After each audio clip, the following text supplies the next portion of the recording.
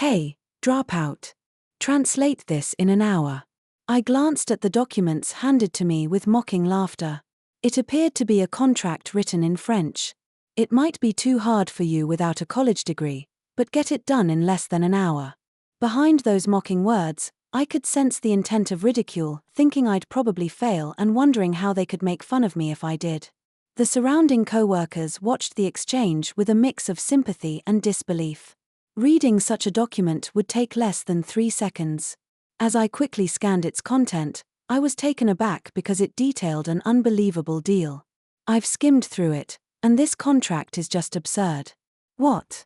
No way you read that so quickly. Facing his raised, angry voice, I calmly pointed out the errors in the document.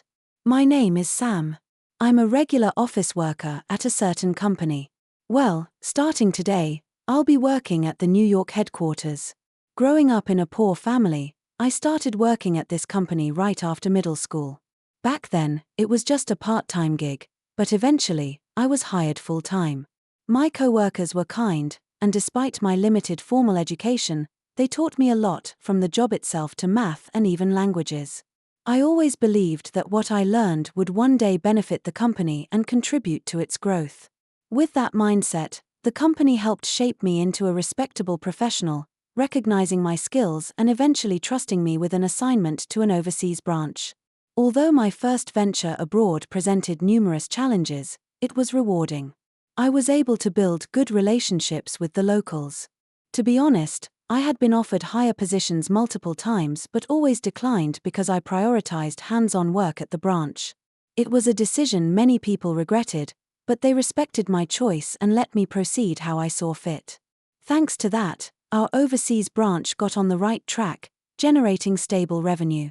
And so, I've proudly returned to the New York headquarters.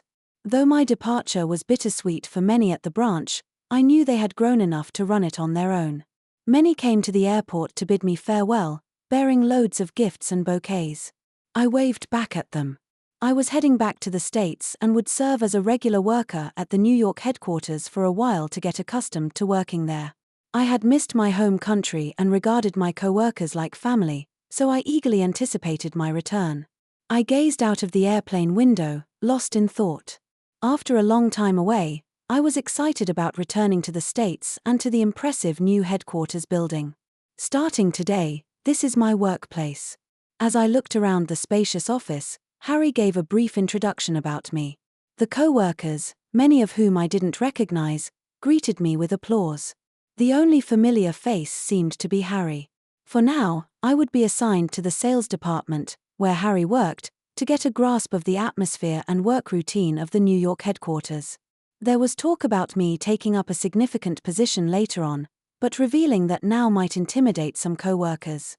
So for now, they introduced me as just another co-worker returning from the branch. Starting from today, I look forward to working here, I said with a bow. The co-workers greeted me with warm applause. I thought this was a great workplace. I never imagined that among the young, motivated co-workers, there would be someone with malicious intent. On the first day, I focused on understanding the workflow, getting to know clients, and familiarizing myself with ongoing contracts. That's when I was introduced to a young man named James, a graduate from a prestigious university and showing promise as a rookie, just a year after joining the company. Nodding in agreement with Harry's words that we both had something to learn from each other, I introduced myself. I'm Sam. Nice to meet you, I said, extending my hand for a handshake. After a quick glance, James introduced himself in a somewhat irritated tone. I'm James. Regardless, I was now set to work with James. Thinking back, there was a sense of discomfort from the beginning. Sam, right? Keep in mind that I'm the senior here, after all. Oh, understood. The moment the department head left, his tone and attitude turned curt. However, I figured that for a young and talented guy like him, mentoring a middle-aged man from a branch office must have seemed like a tedious task, so I decided not to let it bother me. Perhaps I shouldn't have been so accepting of his demeanor. For about the first week, I was able to learn the nature of the job by observing James at work. Since he didn't give me any explicit directions, I assumed it was a learn by watching kind of situation. But it seems I was mistaken. You're just sitting next to me collecting a paycheck. Aren't you a little old to be doing that? That day, out of the blue, he dropped that comment. I was taken aback. I had been diligently taking notes while watching James work, ensuring I understood the workflow. I made it a point to remember all our clients and contract details and was already strategizing about future dealings. But to him, it seemed like I was slacking off. Before I could even explain the misunderstanding, James turned to chat with a passing female coworker. Where's that coffee going? It's for Harry's office. He has a visitor, she responded. Without even glancing at her puzzled expression, James quickly took the tray from her. Then, he turned to me and said, You're just hanging around today too, aren't you? Do this simple task. I carefully took the tray, making sure not to spill the coffee. But it's okay. Let's get the guy who's been doing nothing all week to do some work, all right? Please take it to the reception room. The female coworker, looking troubled, gave a slight bow. James said, No need for that. Now get moving, pushing me along with those words. Though I was confused, it was still a task I had been assigned. If I didn't hurry, I'd end up making the guests wait. Understood, I said, carrying the coffee to the reception room. From then on, his arrogant attitude only got worse. He blatantly looked down on me, hurling insults my way. I wondered what I had done to upset him. I couldn't recall doing anything to deserve such disdain, leaving me puzzled. Nevertheless, I'm currently in a position to learn under him at work. I had no choice but to endure it. Hey, old man, copy this for me. We need it for the meeting, so make sure you get enough copies for all the members. A stack of papers was thrown carelessly at me. As I bent down to pick up the papers I had dropped, I could hear James's mocking voice. Typical old man. So useless. With just those words, he returned to his desk without another glance in my direction. A sympathetic coworker tried to help me, but after getting a sharp look from James, he just muttered, sorry, with a regretful look on his face. Don't worry about it. It's my job, I replied to the kind coworker while gathering the documents. Afterward, I made copies for everyone, secured them with paper clips, and made my way to the conference room. You're late. The moment I entered, I was met with a shout. I thought there was still time before the meeting began. Confused, I distributed the documents to my coworkers. The meeting time was moved up, a female coworker whispered to me. It seemed I hadn't been informed of the change in schedule. Feeling like a small act of malice had pierced my heart, I took my seat. Why are you sitting? You're not part of this meeting, old man. James's sharp voice echoed throughout the conference room. I'd like to understand the new product, I responded, feeling the situation was completely unfair. At that, James visibly scowled. We're telling you to leave because even if you listen, it won't be of any use, he said, his disgruntled voice drawing the attention of everyone in the room. Some looked annoyed, some pitied me. Their glances hurt, and I decided that staying would only be a nuisance. I understand. Excuse me, I quietly said, then left the conference room. Behind the door I had softly closed, I bit my lip with sadness and frustration. I had returned to the NY headquarters to work, yet they wouldn't let me do anything. Still, I'm not in a position to defy James right now. Harry told me to learn from him. I don't want to let him down. If I can't attend the meetings, all I can do is dive deep into the documents, research the details, and understand them. Throughout the hours-long meeting, I did what I could in my own way. The new product discussed in the meeting was set to be pitched to a major international company. James was at the center of this project. He was running around various places as if he had forgotten about my existence. Right now, I'm left behind in the office, sorting and processing the expense documents he told me to handle. Occasionally, there are receipts mixed in that shouldn't be processed as expenses, so I discreetly set them aside for later clarification. I plan to ask about the details later. However, for such a big project, I think James is making too many unilateral decisions. Each time he returns, he gives instructions to the coworkers, but he seems to be the only one who knows the detailed status of things. This way, tasks that need to be done while he's not around can't be completed. I believe the product is being manufactured in a factory, But has he checked on its operation status? Looking around, many co-workers seem unsure about what to do next, their hands idle. What should I do? While I'm pondering this, James returns. His face is flushed, filled with elation. Walking back with great pride, he approaches me with a smug look on his face. Hey, old dropout, translate this in an hour. I glanced at the documents he handed me with mocking laughter. It appeared to be a contract written in French. It might be too hard for you without a college degree, but get it done in less than an hour, I called out to James as he was about to walk away. Hold on, this is a contract for a new product, right? Yeah, so what? I responded to his scoffing remark. I've skimmed through it, and this contract is just absurd. What? No way you read that so quickly. Facing his raised, angry voice, I calmly pointed out the errors in the document. First, the amount listed here is off. The contract itself is simple enough that anyone could read it in a few seconds. I began reading out the contract quickly. Not just James, but the other co-workers also looked at me in surprise. The wording seems fine, but this is in euro notation. What? What are you talking about? That can't be right. James snatched the contract from me and took another hard look at it. He was visibly shaken by the amount listed. The fact that the amount was sneakily written in small, messy handwriting suggests that the other company is definitely shady. Still, if one were to carefully check, it would be obvious from the start. It's clear they're taking us lightly if they think they can pull something like this. Thankfully, the contract hasn't been finalized yet. There's still a chance to fix things. Can someone please call Harry as soon as possible? Whoa, old man, don't go making decisions on your own. I glanced at the shouting James and quickly thought about my next move. James, the contract mentions that we need to provide samples before the deal, right? Yeah, that's right. It's a big deal. That's standard procedure. Have you informed the factory about this? At my words, James hesitated. Most likely, the factory wasn't informed about the sample provision. Come on, even without saying, we surely have some samples ready, don't we? We can't be sure of how many surplus units we have without checking with the factory. I immediately made a call to the factory. The workers there, surprised by the urgent call from the NY headquarters, promptly connected me to the factory manager, who fortunately was nearby. I quickly briefed him on the current situation and checked how many samples we could provide. Unfortunately, it wasn't enough to meet the numbers our client had specified. I know it's a stretch, but can we ramp up production to meet the deadline? For you, Sam, we'll make it work. Don't sweat it.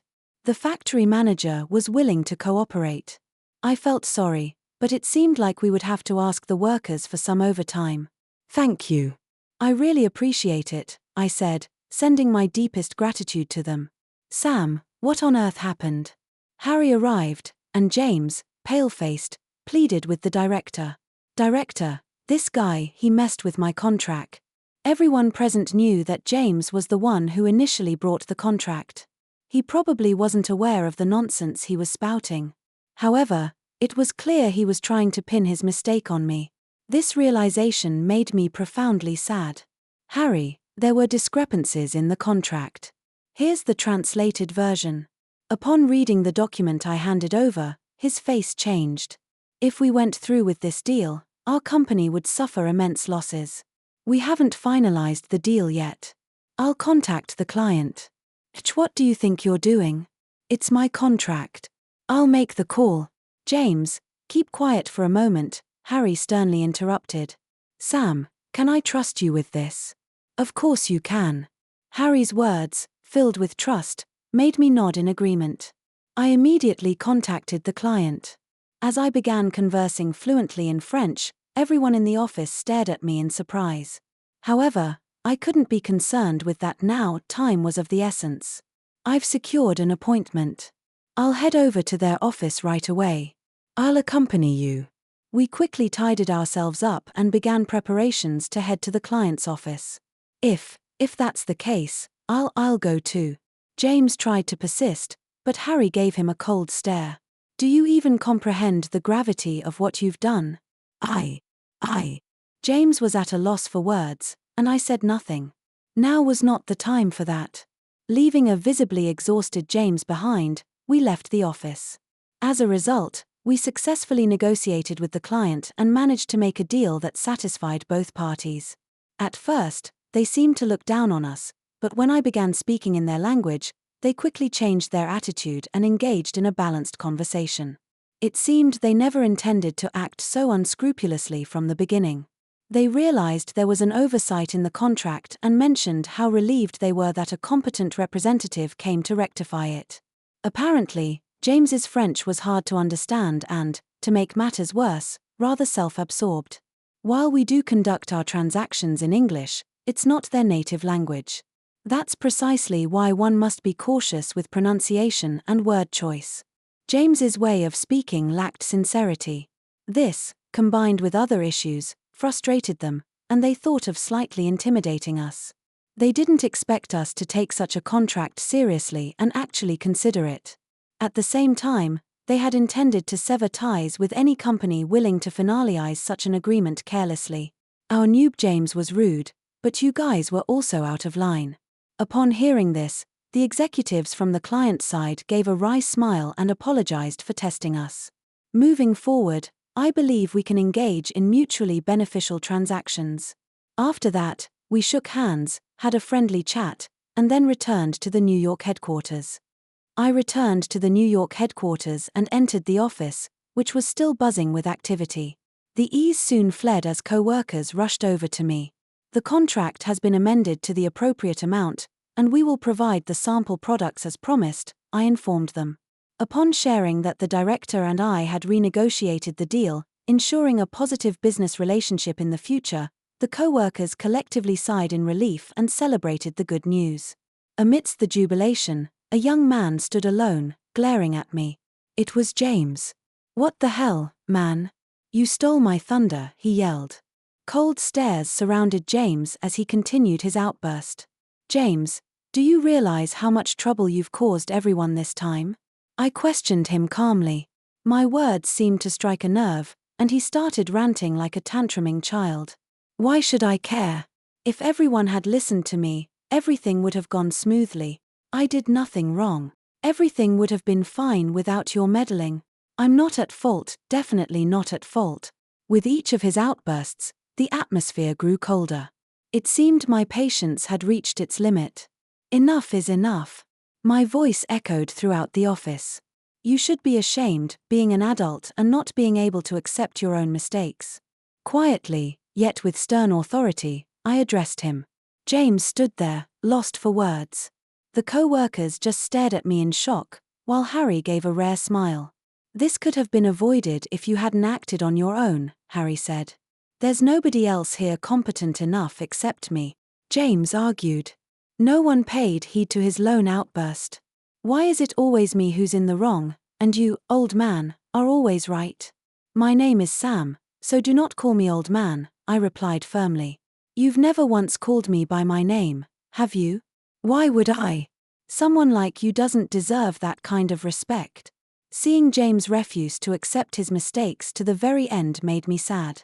James, Sam here has been instrumental in setting up our overseas branches and has been a pillar of support for 10 years, Harry stated.